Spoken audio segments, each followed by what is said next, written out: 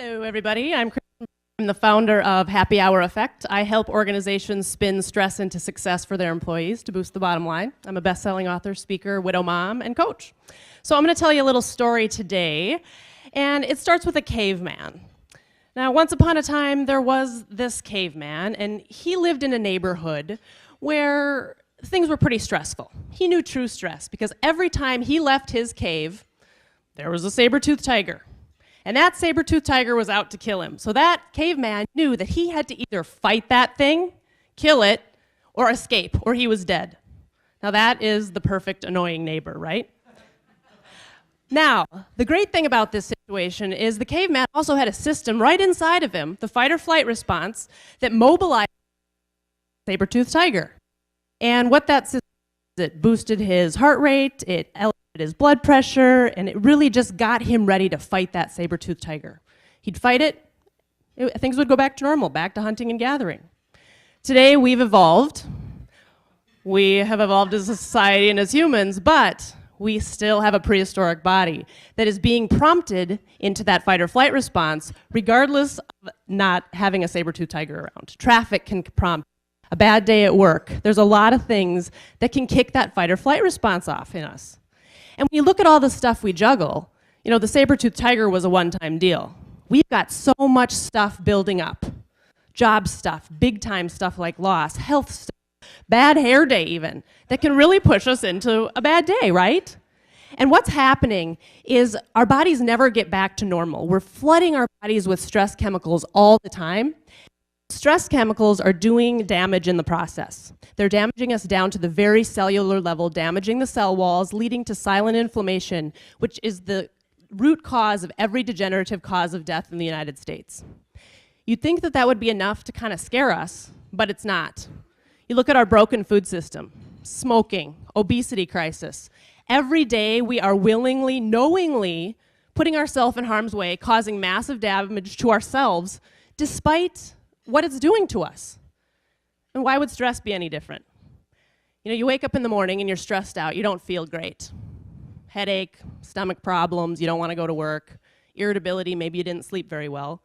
You'd think that would be enough to say, oh gosh, maybe I should do something about this stress that's building up. But the fact is, it's just not. What about weight gain?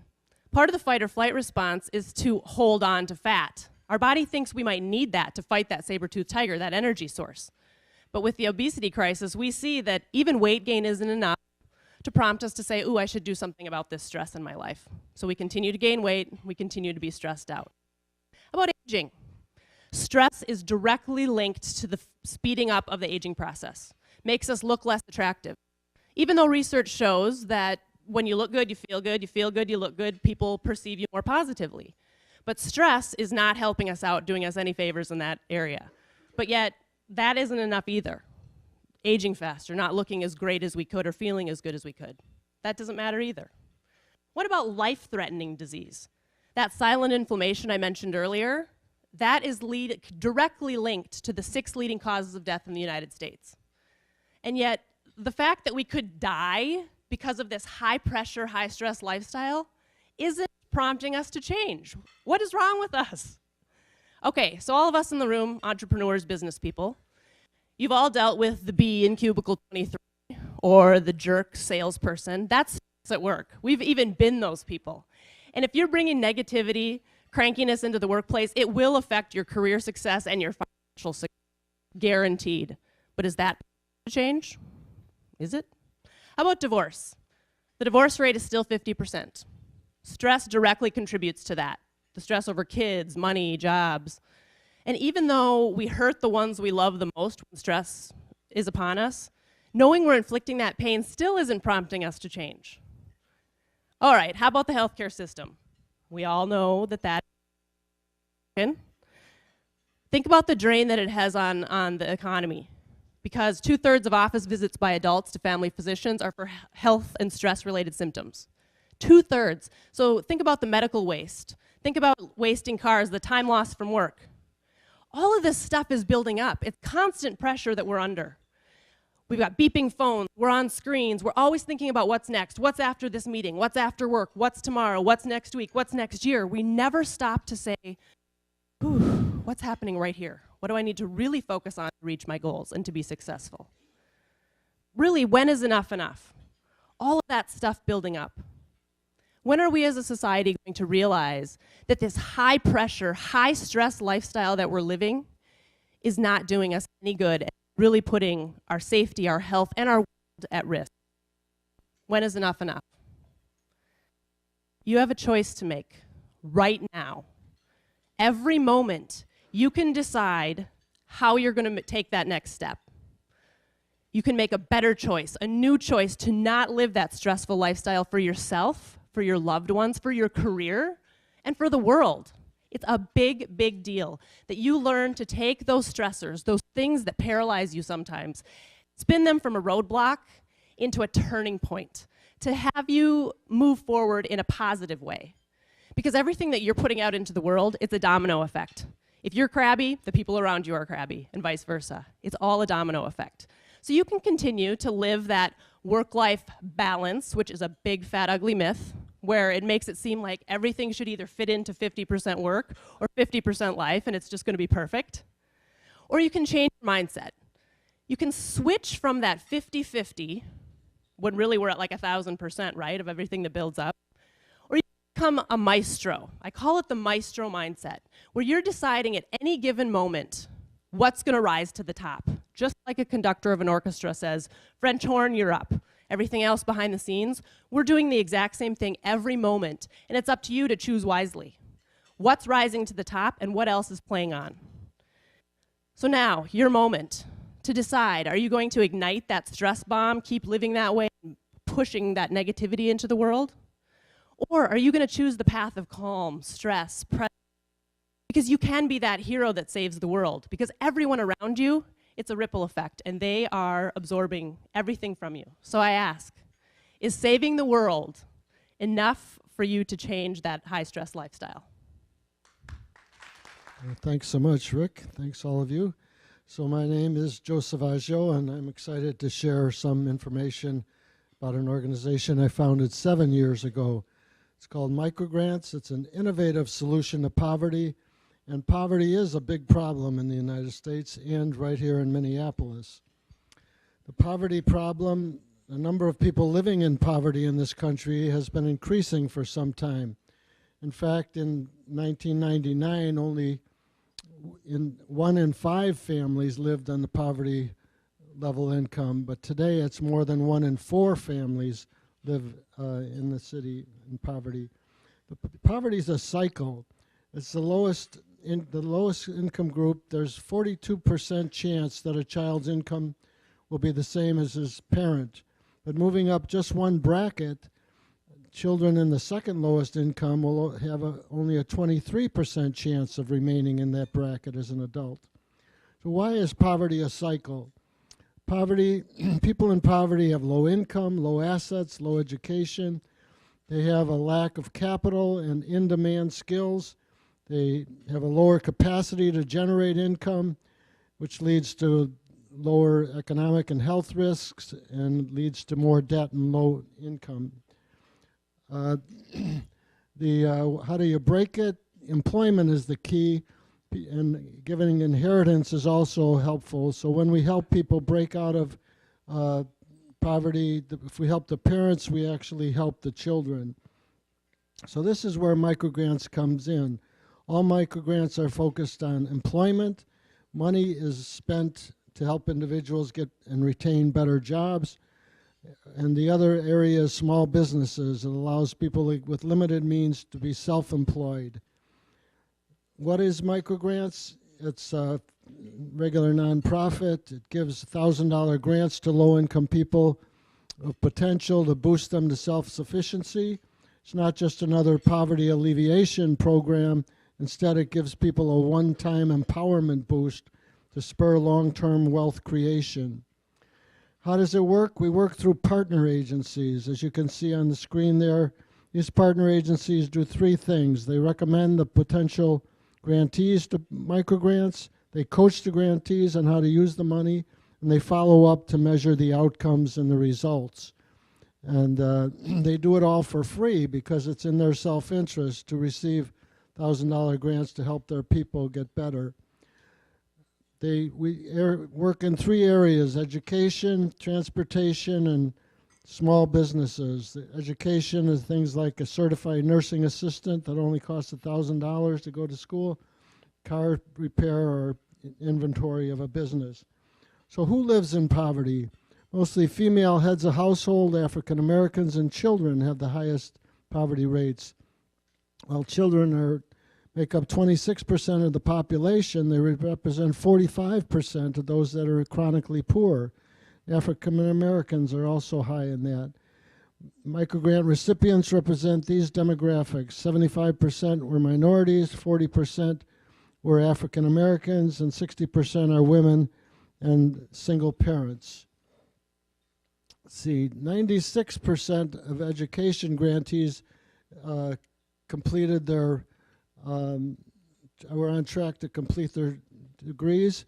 93% of transportation grants still had a reliable vehicle, and 79% of business owners are making a profit or on track to do so. Adrian, next slide. This is Adrian with XL feet, or extra large feet. His mentor is here from MITA, Yvonne Cho. We gave him a micro grant so that he could, by the way, when he was 16, he had size 16 shoe. But he rocketed to 6 figures with our grant and now has a bricks and mortar store. Ian Story, he's a mushroom guy, Mississippi Mushroom. He was only selling 20 pounds per week, and with our help and MITA's help, NDC's help, he got to 400 pounds of mushrooms per week. The grant kept him solvent and growing. Why fight poverty? It makes economic sense. Economists estimate that child poverty costs America $500 billion a year in the U.S. and raises health and crime rates. And they usually just give entitlements, but ours is empowerment. So everyone lives better if we give the grants. It's unique. We give cash grants, we go through the partner agencies, which is unique, and the impact on the communities stays here right in the Twin Cities in Minneapolis and St. Paul.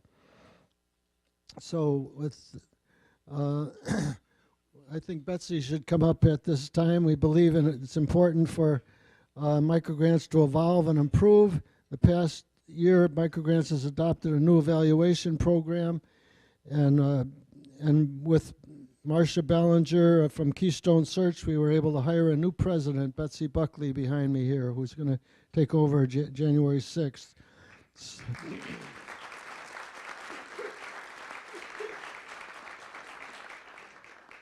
I think we even have a picture of Betsy in the next slide, right? Do we have that? Okay, good. And there she is. Yay. And she'll take the last slide. So, you know, this has been a dream of mine all my entire life, and I can't think of a better way at this particular season in life to be doing something that I know helps people of potential make a difference. You see Asim's picture there, you see Barbara's picture there. These are only some of our grantees, and if you want to think about a gift of your time, a gift of your treasure, learn more about us, just go to our website, microgrants.net. For those of you who don't buy a lot of those things, the net is cheaper than the org. We'll be standing at the back. November 14th is Give Minnesota Day, and I'm going to talk to you about it later because the next person is up.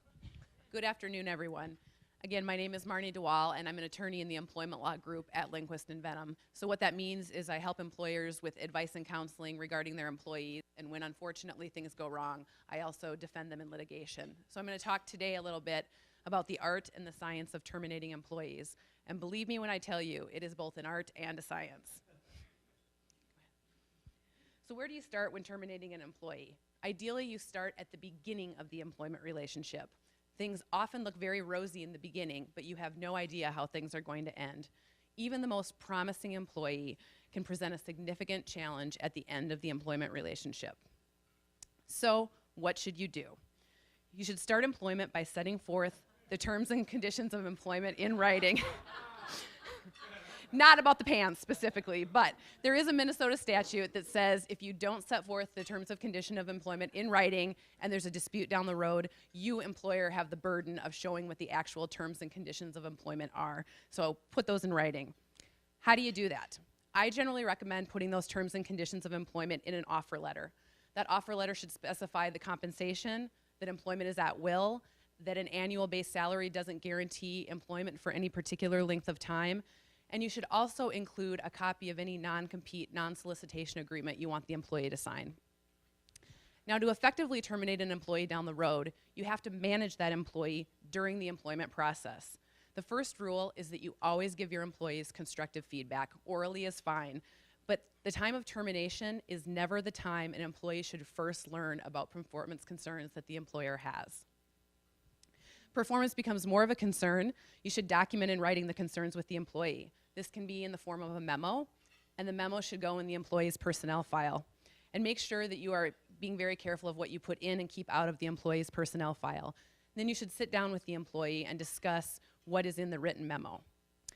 If performance becomes significantly subpar, you may want to consider putting the employee on a performance improvement plan, or a PIP. A PIP is a written document setting forth specific issues and specific requirements for improvement. This can be a 30, 60, or 90-day period or some other period that you choose for the employee to work on improving their performance. It's very important that the employee understands that employment remains at will during the PIP period. You can terminate at the end of the PIP period if the employee doesn't improve, but the employee should also understand if they do improve and performance later declines, you can terminate the employee at that point as well. If you decide to terminate, you need to consider several issues in order to avoid litigation, or at least to put the company in the best situation to defend against potential litigation. Even if you do everything right, an employee still may sue you. So you want to make sure that you're putting pieces in place to protect yourself in the unfortunate event of a lawsuit down the road. In general, as I'm sure most of you know, employment is at will. That means you can terminate the employment relationship at any time, with or without notice, and with or without cause, with one exception. You can't do it for a discriminatory reason or for a retaliatory reason. You want to watch for these types of things, red flags, if you will, to protect against litigation. The first thing you should be looking at in a termination is whether the employee is in a protected class. And by protected class, I mean a group of employees that enjoys special protections under either federal or state law. It's only these characteristics that actually can give rise to an unlawful discrimination or a harassment lawsuit. In Minnesota, protections include race, color, creed, religion, sex, sexual orientation, disability, age, marital status, status with regard to public assistance, and others. You not only want to consider these protected classes, but whether during the employment, the employee has already made some sort of harassment or discrimination claim. You also want to consider whether the employee has taken any medical leave for an arrow through the head or otherwise. You want to be sure that the termination can't be tied in any way to the actual leave the employee took. The closer in time a termination is to medical leave, the more likely it is that you'll get a retaliation claim against you. You also want to make sure that if an employee has a non-compete, non-solicitation confidentiality agreement, you are reiterating to the employee upon termination that you expect him or her to abide by those restrictions. If there is a problem after termination, make sure to preserve your rights under those contracts. So if there's no red flag issues, you can simply meet with the employee and advise the employee of your decision to terminate. It does not need to be in writing. And as I'm sure Donald Trump wouldn't do not debate the termination decision with the employee. It is your decision and it is final. You should also know that under Minnesota law, terminated employees are entitled to 2 additional things by statute. They are entitled to a truthful reason for their termination in writing, and they're also entitled to a copy of their personnel file. If you get those requests after termination, make sure you comply with them and comply with them in fairly short order. There are time limits under Minnesota law. So we move to if there's red flag issues, what should you consider? And yes, employees sometimes look like this when you terminate them. You should really consider the level of risk. What is the employee's personality? Is the employee a complainer? Are they likely to sue? Have they threatened to sue before? The level of risk is going to determine how you proceed in these red flag situations. If there's a significant risk or you have a low risk tolerance, you may want to consider offering the employee a severance package in exchange for a release of claims. Basically, this means you're giving the employee money to sign a written agreement stating that they will not sue you for any actions or inactions that were taken during employment. If you do severance, make sure that you get the release of claims. But you should also know that even if the employee signs the severance agreement and release, they actually have a 7 or a 15-day period in Minnesota and under federal law in which they can rescind that release of claims that they've already signed. So make sure that you don't pay out any money until after those rescission periods have expired. You may also have to give them a consideration period as well. And last, a word of caution. Don't fire on Fridays. I always get surprised looks when I say this, but don't fire on Fridays. Employees that are terminated like to be able to do something about the termination, whether that's file for unemployment, look for new jobs, contact potential employers, whatever that may be. If we're going into a weekend, employee can't necessarily do that. It makes them much more likely to take some negative action on Monday morning, whether it's contacting an attorney, following up with the employer with some irate emails or otherwise. So again, a word of caution, don't fire on Fridays. Thank you very much. Thank you, Rick. You know, the PECHA thing reminds me, this is on, right, of Abraham Lincoln. You may have heard this, who at the end of a letter to a friend once said, "Pardon the length of this letter. If I had more time, I would have written you a shorter one." In any event, I have 400 seconds to talk with you about why integrity is the root of all excellence. Most of us, when we hear about integrity, morals, morality, it's very important. But did you know that that's actually the third definition in Webster's dictionary? The kind of integrity I want to talk with you about is the first and the second definition that has to do with being complete, whole, seamless, uninterrupted, perfect. And to me, that means if we're looking at the whole picture, excellence is about not just being effective in the way we traditionally measure effectiveness, profit and loss, so on and so forth, but also that we're creating engaging workplaces and that we're ethical. What I call triple E leadership, triple E cultures. A few statistics. 45% of our American workplace is disengaged. 19% do not trust business leaders to make the right decisions, to do the right thing. 25% of Wall Streeters admit that they would cheat if they were sure they wouldn't get caught. Therefore, 50% of folks do not trust their money managers to make the right decision. And 60% of employees don't know what the main goals of their employees are. So clearly there's room for more triple E leadership. Frankly, after 30 years of working with hundreds of organizations, there are 4 main things we need to manage if we want to be triple E leaders and triple E organizations: identity, authenticity, alignment, and accountability. You might recognize this. This is a picture of the Oracle at Delphi in Delphi, Greece, where over the main temple door it says, "Know thyself." That's where it starts. That's where identity starts. That is advice as useful today as it was thousands of years ago for orators, generals, and statesmen. I'm a sailor, and there's an expression that the sea will uncover weaknesses. So will the market, so will our competition. And so the foundation for identity is knowing ourselves, our best strengths as well as our weaknesses. If we don't know the weaknesses of our vessel, our organization, as well as ours, we're liable to end up with rocks like this poor chap. How can we do that? These are a few instruments I use in my practice. The one on the upper left is called the Hogan Development Survey, which, among other things, looks for which of 11 potential derailers might get us in trouble. One of those is boldness. And I sometimes wonder if that had been in check more if the outcomes of the Great Recession or British Petroleum's oil platform, for example, might have been a bit different. Alexander Hamilton said, "If we don't know where we stand, we'll fall for anything." Knowing and disclosing our core values is another part of identity. And fall they have, of course, in recent years, but we need to remember that core values also drives engagement. That's been proved in research, and it also drives more effectiveness in terms of traditional measures. I have no idea what this next slide is supposed to say because all of the figures didn't come up. So we'll just wait for it. But it's a pretty picture, isn't it? Obviously, that's the compass. So we need to make sure that we're following our true north, with apologies to Bill George. Part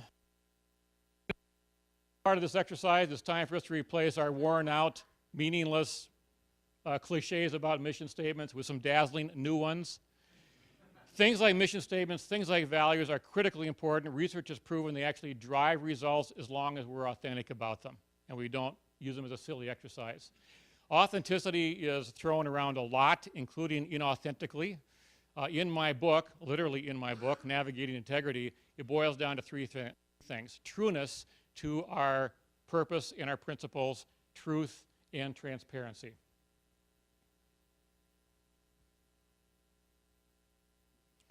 Here's a poster child, if you will, of several organizations that didn't pass the trueness test, and a few others who maybe just weren't paying attention to the truth that was in their marketplace. I love Howard Schultz's expression when he said, winners see hardships as opportunities to reinforce their values, losers see them as opportunities to abandon their values.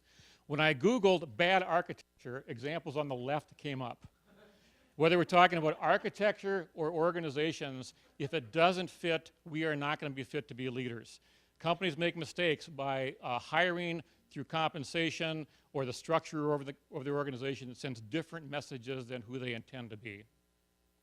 You can't see the rest of this diagram, again, in translation, but look up Jim Collins and From Good to Great. He talked about how we need to have both that strong, solid, stable core ideology and mechanisms for adapting.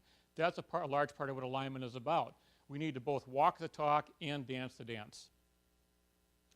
And alignment is alignment's a tough one to talk about, but alignment is a part of what creates harmony in our organizations. Funny word for leaders, but that means that we're creating unity with differences, as long as the same keynote govern everyone.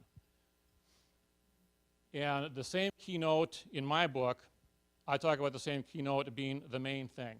I didn't coin this, but I love the expression. Let's keep the main thing the main thing. And the main thing is going to be our stated purpose. It is going to be our values. It's going to be why we are there. We get in trouble when that's not front and center. And we end up with a gamesmanship, politics, and waste of time. Sorry, as we've witnessed in Congress, I think, lately. I don't think too many would disagree with me about that. This is the promise, if you will, of a Shanghai Starbucks that I took a couple years ago that all of the employees signed on to. And accountability is largely living up to our promise. My question to you is, what is your promise? What are you promising your customers? What are you promising your employees? And most importantly, will your employees sign on to that?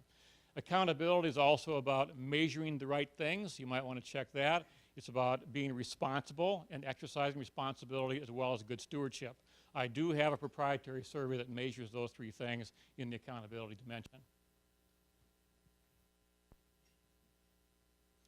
And fundamentally, identity, bottom line for me, is living up to our promise.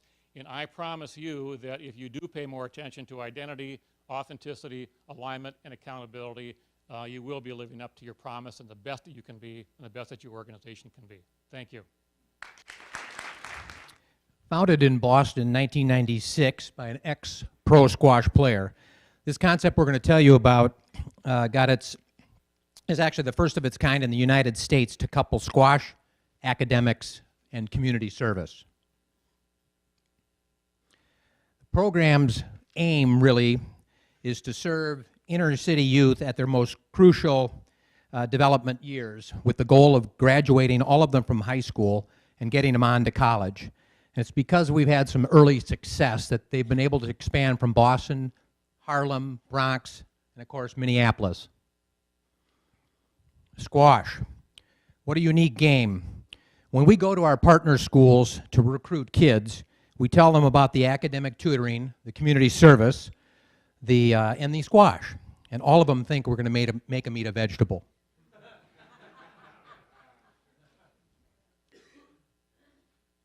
Academics is the heart of what we're all about. We have undergrad students from the University of Minnesota that come to us through a work-study program. All of them have earned the American Reads certification, and they will spend over 160 hours each year with our kids. Another important element to our program is community service. It helps expose our kids to a variety of ways to give back to the community, positively affecting that community. We have packed food bags for Haiti, we've planted trees, Second Harvest, and we've even winterized an adult homeless transition shelter.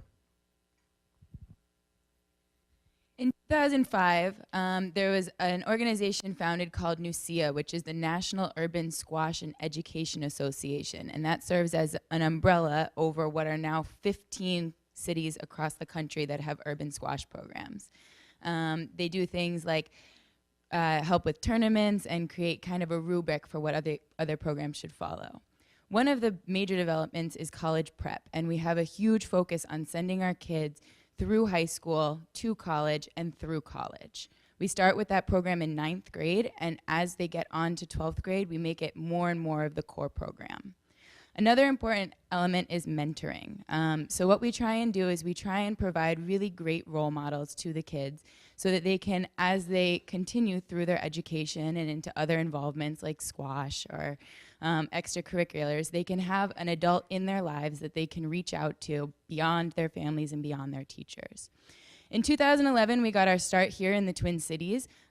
We decided to be a Twin Cities-based organization so that we could work with kids in both Minneapolis and St. Paul. We adopted our name, which is Beyond Walls. And as you see, our logo is encompassing the squash, the academics, and empowerment for the kids. The problem that we were facing is in Minneapolis and St. Paul, there's an extreme issue with high school graduation. In Minneapolis, that high school graduation rate is 46%, and in St. Paul, it's 68%. Those are about 2 years old, the figures. Our partner schools we work with really intensely, and that's because we want to be in the schools every other week meeting with every teacher of every student. We sit down and we say, how is this student doing in math? What's coming up in writing? What do you have that's the focus in science? Our Minneapolis partner school is KIPP Stand Academy, which is down in the Basilica, and our St. Paul partner school is Washington Technology Magnet. We also have a really strong partnership with the University of Minnesota. As Rob mentioned, we get our tutors from the university, and we also use their facilities. So we use their squash courts, and we have a fantastic classroom in their new expansion, if anybody's been over there. We were the 11th member program brought into NUSIA. We completed our evaluation in April 2012. And in order to do that, we had to meet a long laundry list of about 22 criteria. And that includes what Rob mentioned, that we have 162 hours of academics each year and 162 hours of squash.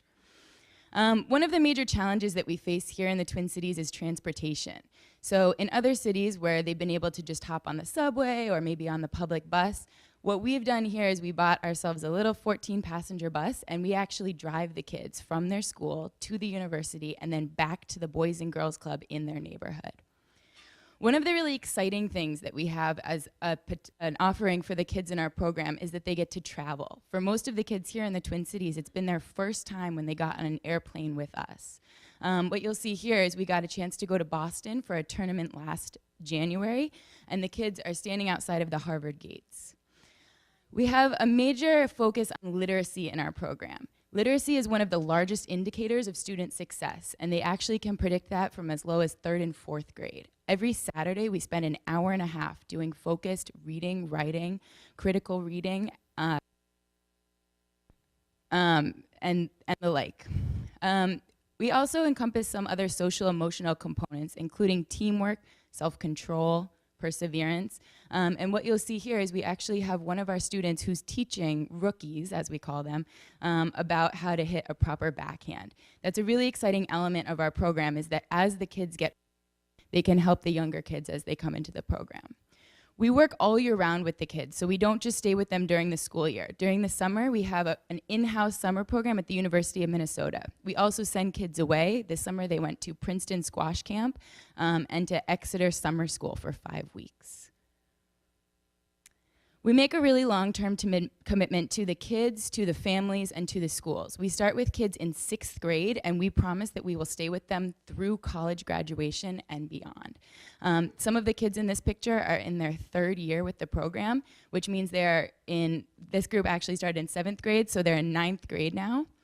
And our main goal is really to change futures. And so what we hope is that we'll help create this investment in academics and a real drive a degree, and to eventually come back into the same neighborhood, maybe volunteer at their alum program, and make a difference to the next generation. The 5 love languages is something I'm very passionate about. It came into my life through some challenging circumstances in my own marriage that dissolved. And while I've been a patent lawyer for 20 years and talked many times about that subject, patents, trademarks, and copyrights, I've not very often spoken about the 5 love languages. In fact, never in a public forum before. So I'm feeling a little uneasy about it, thinking that many of you might think I'm crazy for actually even bringing up this subject in this context. But I think it's a very valuable subject.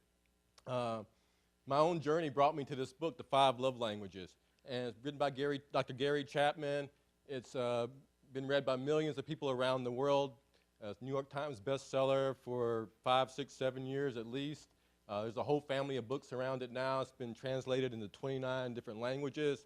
So it's had a huge impact in the world. And I think that its impact is still way too small for the power of the book. Rick, I already asked you how many people read the book, but if you read the book, put your hand back up. How many of you actually know what your favorite love languages are? We see some hands, a lot of hands coming down. The 5 love, what Gary Chapman figured out is that there's 5 ways that we have as humans to convey love from one person to another. Physical touch, quality time, words of affirmation, acts of service, and gifts. These are the only 5 ways there are to convey love from one person to another. Moreover, he discovered that we also have favorite ways. My favorite ways are physical touch and quality time. Most people who don't know the 5 love languages only know their favorite ways of receiving love. So if love doesn't come into their life in their favorite way, they don't recognize it as love. So that creates a problem sometimes where we have a mismatch. We have someone that's expressing love in a language that's their favorite, and someone on the other side who's intended to receive it, and it's not their language. And so this situation can arise, and it creates this situation where you have ships passing in the night.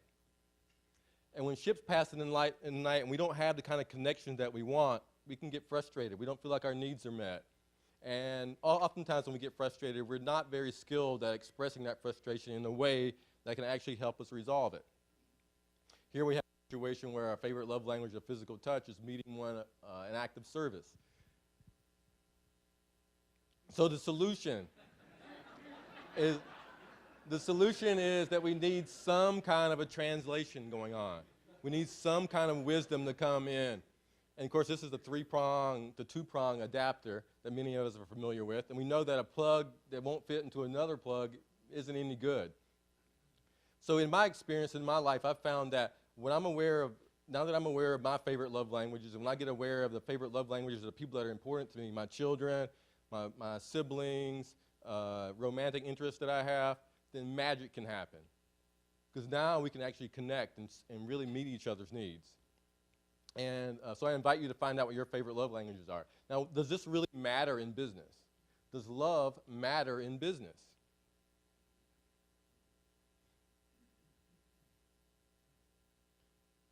So I'm kind of new to this 20-second thing. So yeah, according to statistics, 64% of people who actually leave their jobs leave because they feel unappreciated.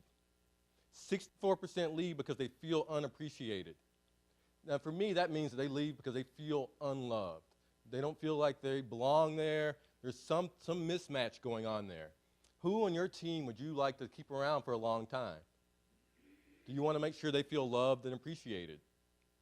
Researchers have also found that 70% of the value of a buying experience for a customer relates to how the customer feels about how they were treated by that organization. How the customer feels about how they were treated by that organization. That's love. Now these are tattoos of the Harley-Davidson brand for people in the back who can't read that. These people love their brand so much, they love their experience with Harley-Davidson so much, they wanted to have it tattooed on themselves. This is intense.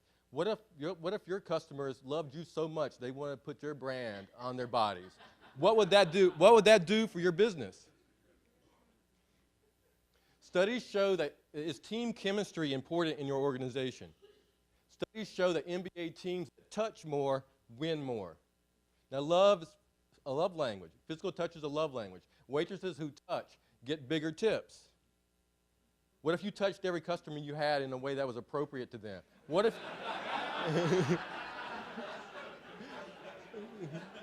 So I don't want to lose the value of that point. What if you knew the love languages of every one of your customers and you touched them, you delivered your service in a way that optimized that experience for them?